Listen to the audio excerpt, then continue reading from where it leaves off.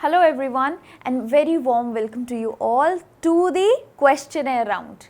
Here we are going to discuss the JEE main pattern exercise related to purification and characterization of organic compounds. So I hope everybody is ready for the test.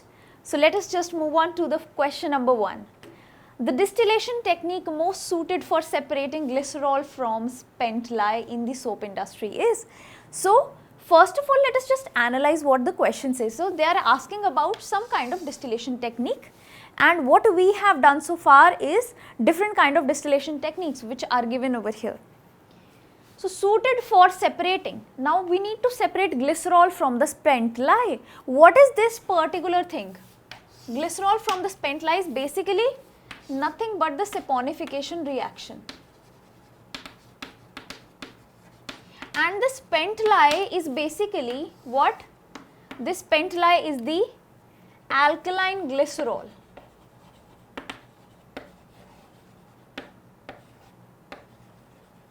What is this alkaline glycerol? When the fat is converted into, saponified into what? Saponificated into the glycerol along with the soap naturally. So what is left in the mixture is glycerol along with the soap, that is alkaline mixture of both, that is known as the spent lye. So we need to separate it out and we need to take out the glycerol as a whole. So for that purpose, if I go for the simple distillation, so that would be a cumbersome process because simple distillation would be requiring lesser temperatures.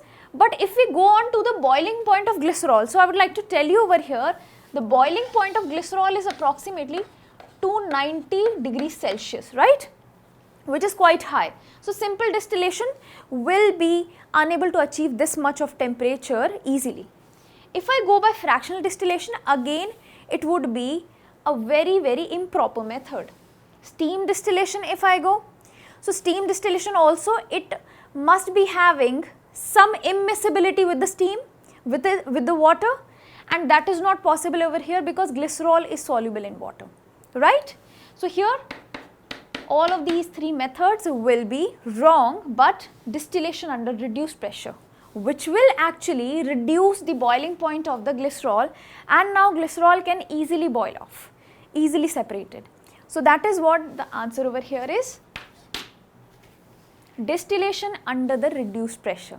So we need to reduce the pressure of the entire reaction mixture, reducing the boiling point of the glycerol and separating it out. Clear? So answer is D over here.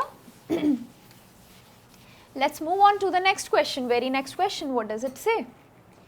A miscible mixture of benzene and chloroform can be separated by, so I have given a lot many techniques here. So let us just analyze first what benzene is. Benzene is a non-polar compound, right? Whereas chloroform will be polar. But they are saying over here is a miscible mixture they have taken. That means they have taken both of them in such a quantity that they are miscible with each other. So there is no point of sublimation because sublimation is solid to vapor conversion, right? So here both of the things are in liquid state. Chromatography, again we are not sure about what kind of adsorption will be there on the stationary phase. Crystallization, what is crystallization? We need to first dissolve it into some solvent, but these are itself liquids. So how can that be possible?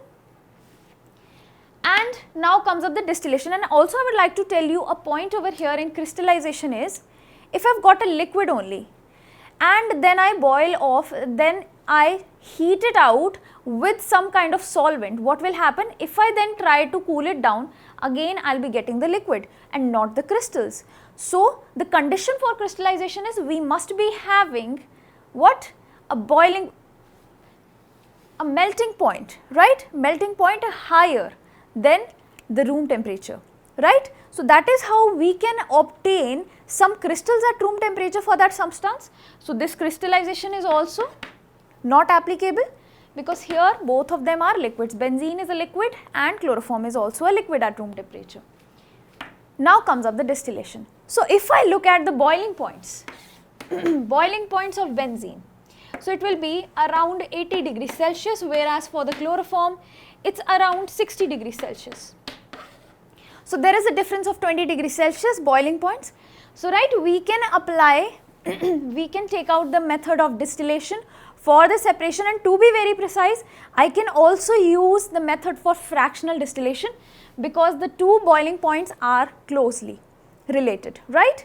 So I can have, to be very precise, steam distillation, sorry, not the steam but the fractional distillation over here, and thereby the correct answer is D. I hope everybody has got it. Now, let us move on to the next particular question. In the Lascine's extract, now the question comes up for Lascine's test. For the detection of nitrogen in the organic compound, the appearance of blue colored compound. So, what is Lascine's extract? For the detection of nitrogen they are asking. That means Na plus C plus N will be giving NaCN. That is the Le which is formed, Lascine's extract, and this is then used for the detection of nitrogen. The appearance of Prussian blue color compound is, so they are asking about basically the Prussian blue, what is that compound. So we need to have a proper knowledge about the reactions, what are the reactions involved. So the reaction is NaCN will be reacting with the ferrous sulfate ions, that means Fe2 plus ions will be giving hexacyanoferrate, right, and this hexacyanoferrate will then be reacting with the ferric ions. Why they are reacting with ferric ions? Because due to the addition of sulfuric acid, concentrated sulfuric acid, it has converted some of the Fe2 plus ions into Fe3 plus. So there will be a reaction between Fe3 plus as well, which will give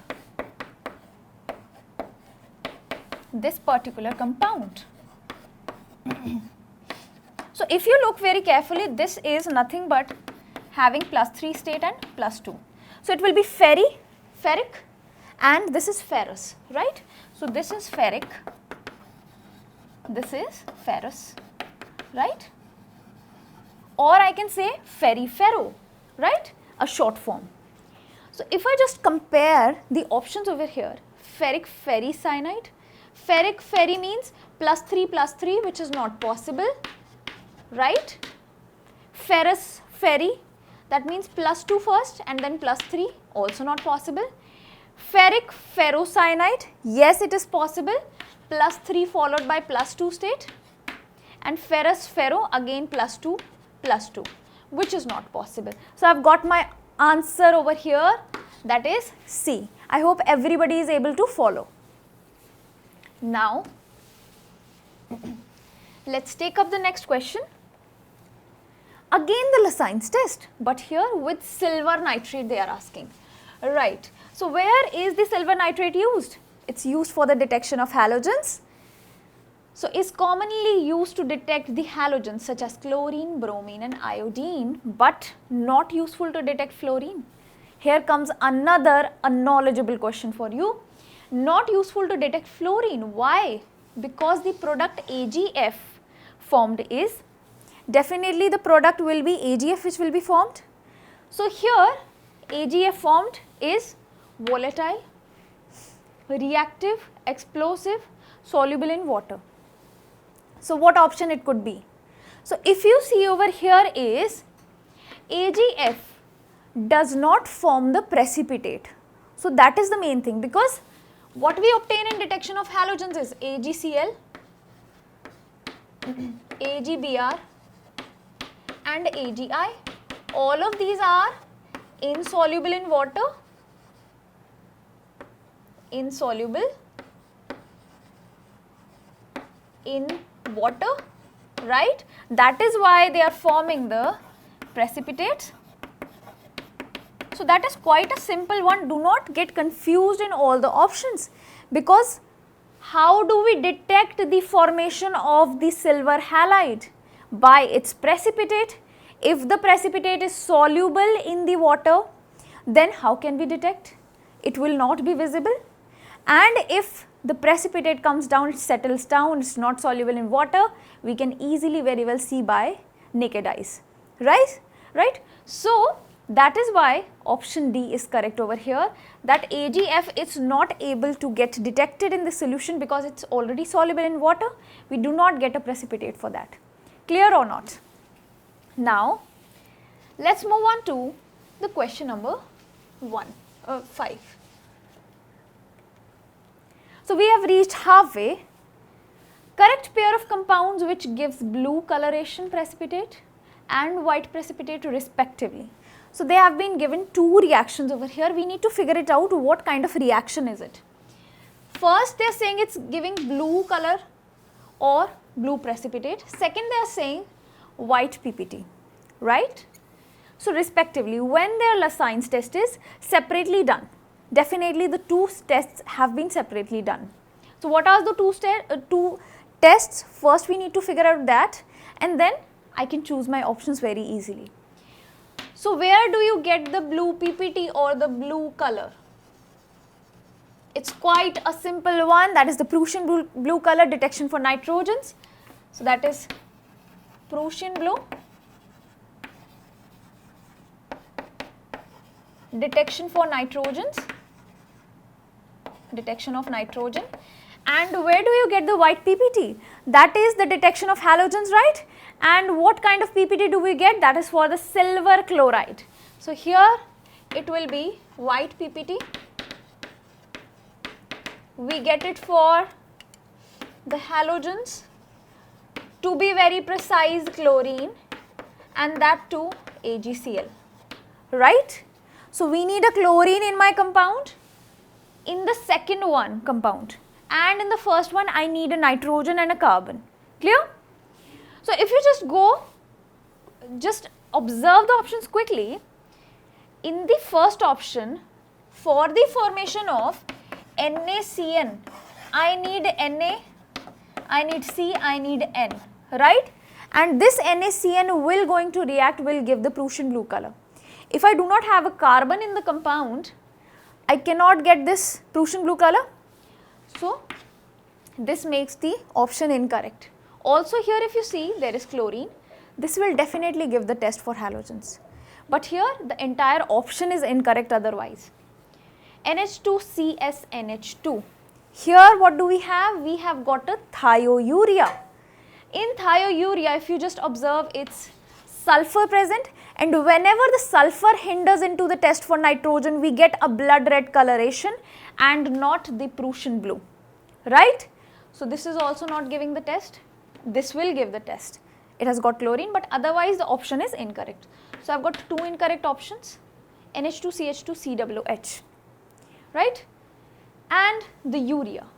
What do you observe over here? This will definitely be giving the test. NaCN will be formed. Here in the urea part, you do not have any chlorine. So, this will not give the white PPT. And now the last option. I have got the nitrogen, right? I have got the carbon. I can get the sodium cyanide, which will then give the Prussian blue. If you observe over here, I have got chlorine as well. So, this will definitely be giving the white PPT also, and this the blue color, thereby making this option the very correct one. Clear? So, I hope everybody has got each and every option properly. So, that is how you need to analyze each and every option. Do not just guess the answers, but try to find a logic behind each and every one of it, right? Now, let us move on to the sixth part, sixth question. For the estimation of nitrogen, 1.4 grams. Okay. So, that is the estimation for nitrogen. What kind of a method is given? That is the Gel-Dahl method. Quite an important one, as I told you. For the estimation of nitrogen, the organic compound weight is given. The evolved ammonia was absorbed in 60 ml of sulfuric acid. So, the evolved ammonia entirely was absorbed by 60 ml. How much? So, it is H2SO4, the total H2SO4 that has been taken in the conical, remember? So, that will be 60 ml, and what is the molarity of the standardized sulfuric acid? It is m by 10, right, or 0.1 molar you can say. The unreacted acid required 20 ml. Here what has happened is this entire acid has not been consumed, right? There is some part left out, some unreacted acid. So here out of 60 ml, some unreacted has been there, and this unreacted acid required 20 ml of NaOH solution, right? The titration we had performed earlier in the Geldahl's method. Okay, so here it is titrated with m by 10 NaOH solution, right? And how much of this solution is required to neutralize this unreacted acid is given out to be 20 ml. That means if I just write the equation for this titration, I will get the value for the unreacted acid. Let us see how. NaOH will neutralize H2SO4 and we will be having what? Na2SO4, right? So if you just look here very carefully, what do I have? I have got, right, Na2SO4 and along with the water. 20 ml this was. Now if I just try to properly balance the equation, what do I get is twice of this, right? Now you can check very well whether the number of oxygens and here, okay. So it will be a hydrogen over here or something like that. We are not concerned about it, but what we are concerned is about that H2SO4 neutralizes twice of amount of NaOH. So that is 2:1 ratio which is going on over here, right? So this says what? This tells us about the amount of unreacted acid. If the amount of H2SO4 reacted with NaOH is just half of NaOH, that means NaOH how much it is given? 20 ml. So the unreacted acid will be just half of it. So it's 20 by 2, that is 10 ml. That means this was unreacted. So how much H2SO4 out of the total was reacted one? So here the reacted will be, I hope everybody is able to correlate that. That is 50 ml, right? Clear? So this 50 ml will be reacted with the ammonia. Now I need to have an equation for ammonia and H2SO4 neutralization. So that will be NH3 plus H2SO4, right? And if you just look here very carefully, I need to make it twice again. Clear? What do we get over here is ammonium sulphate as my major product. So here again 2:1 ratio. That means the amount of H2SO4 that is required, ammonia will be twice of it. That means amount of H2SO4 that was reacted, NH3 will be twice of it, that means 100 ml, right? 50 into 2. So once we have got the amount of ammonia, we can very well find out the percentage of nitrogen, we can very well find out the amount of nitrogen here required. So it will be, if we say that 1000 ml of 1 molar ammonia will be corresponding to how much? It will be 14 grams of nitrogen, right? So 100 ml of m by 10 will be corresponding to 14 by 1000 into 100 into the molarity, that is 1 by 10. Clear? So what will it be? So it's 14 by 100, right? This much grams of nitrogen. Once I get the mass of the nitrogen, I can very well find out the percentage, that is divided by the total mass of the compound. That is given out to be 1.4 grams, right, for the organic compound. So here I am putting the values 1.4 into 100, right. So if I just calculate it,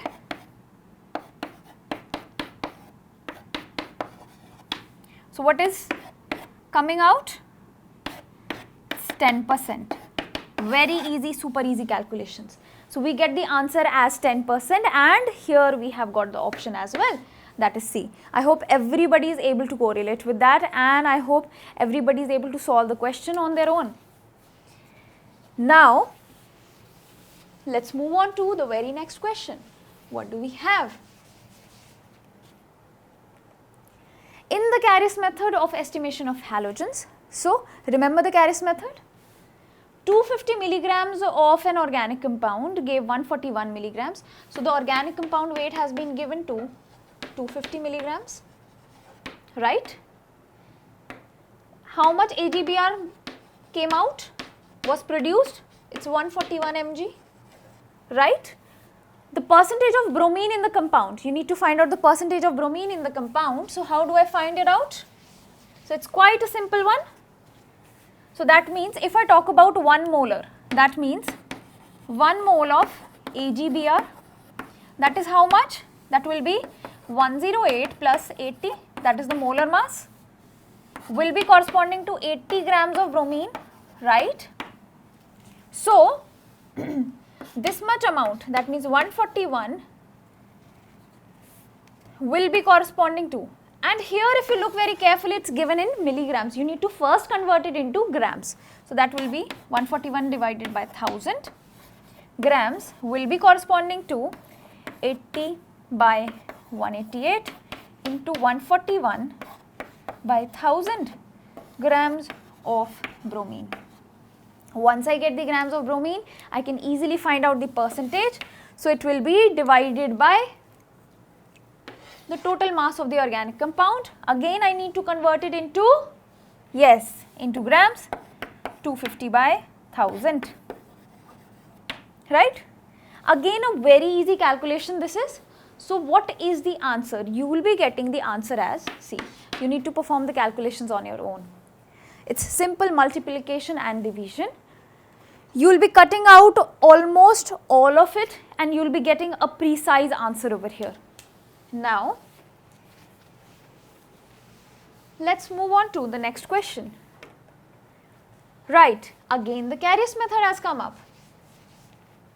In the estimation of sulphur by Carris method, again what is there is estimation of sulphur. Remember barium sulphate formed as the precipitate. So, this much amount of an organic compound has been given. It's now in grams, so no need to worry about conversion into grams. So, what we get is the barium sulphate, 0.699 barium sulphate, the percentage of sulphur in this compound. Again a similar kind of procedure. So, let us just do that procedure. Barium sulphate first of all, how much will be the molar mass coming out to be? So, its barium is 137 plus 32 plus 16 into 4, that is 64. What will it be? It will be 233 grams, right? So, we all know that 1 mole of again a similar kind of unitary method followed. 1 mole of BaSO4 will be corresponding to 233 grams of BaSO4 will be corresponding to how much amount of sulphur? We need to find out the percentage of sulphur, that is 32 grams. So, we have been given 0.699 of barium sulphate which is formed. So, 0.699 grams will be corresponding to 32 by 233 into 0.699, right?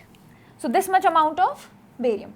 If you just look here very carefully, it can easily get cancelled out, 1 and 2. So, that will be 0.002, right? Here we have got the grams. I am not completely doing the calculations.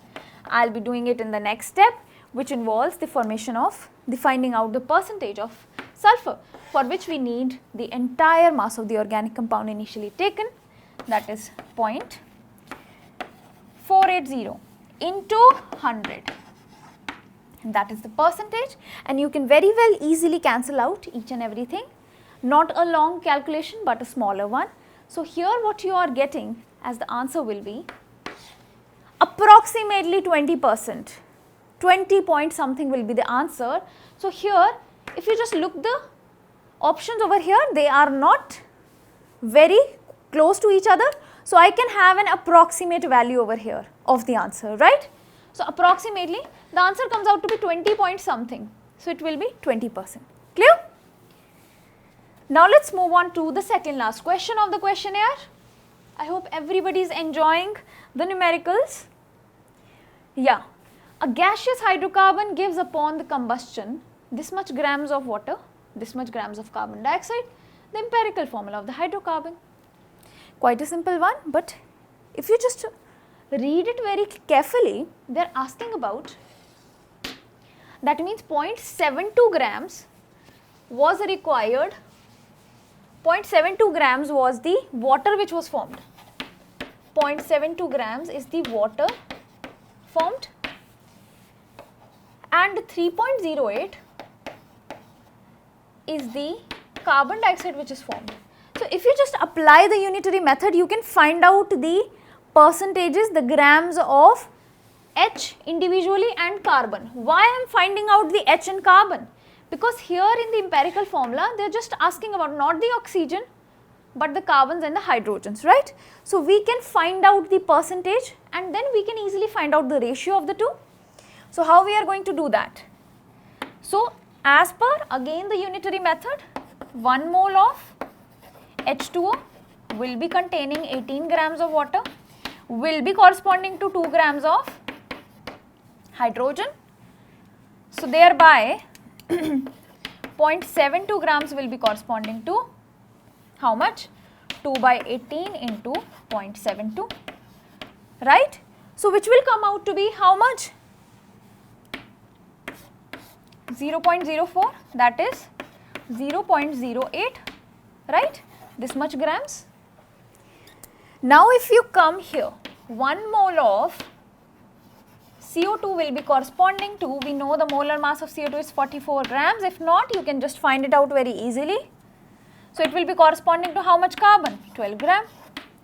So, thereby 3.08 will be corresponding to how much? 12 by 44 into 3.08, which comes out to be 0.84 grams, right?